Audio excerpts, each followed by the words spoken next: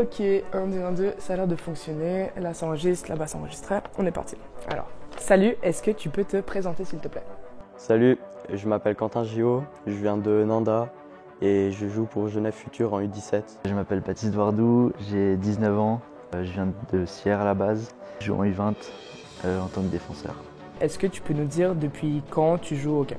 J'ai commencé à mes 5 ans, c'est ma première année au Genève Futur. J'ai commencé le hockey à 4 ans et j'ai pu arrêter depuis.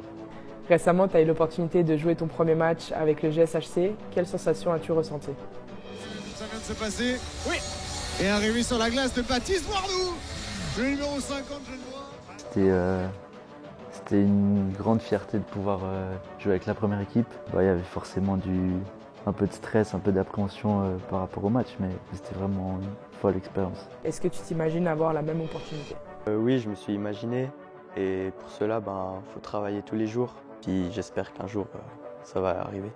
Tu as récemment décidé de quitter le Valais pour venir ici. Pourquoi avoir choisi de poursuivre ta carrière à la GFH? Je suis content de représenter la ville et on a envie d'aller le plus loin possible avec ce maillot. Je jouais un match dans le Valais à Viège et il y avait le directeur sportif de Genève, François Bernheim, dans les gradins. Il m'avait présenté le club et toutes les infrastructures et ça me paraissait bien. Je suis venu ici car je connaissais du monde et la structure est bien.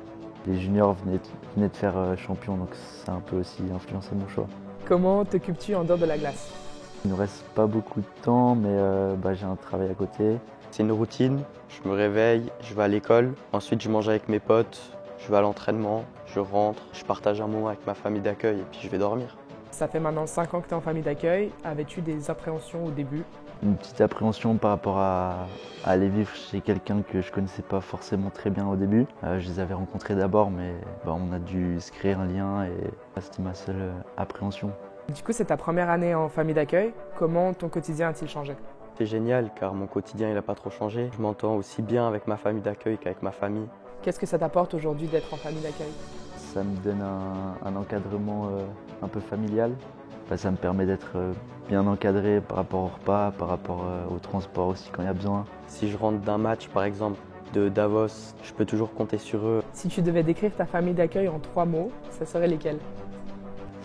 Bienveillant, à l'écoute et investi. Drôle, sympathique et ils sont toujours là pour moi. On se fait complètement confiance, c'est presque des liens familiaux maintenant. Et dernière question, que souhaiterais-tu dire à quelqu'un qui hésiterait à devenir justement famille d'accueil? Faut pas hésiter, faut pas avoir peur, ça fonctionne toujours bien. Nous, c'est notre premier rêve de venir jouer ici et sans les familles d'accueil, ça serait plus compliqué. Je leur dirais de se lancer, c'est autant enrichissant pour nous joueurs que pour eux je pense. Et les joueurs qui viennent à Genève, on a besoin d'eux, donc faut y aller quoi. Merci beaucoup. Merci. Merci.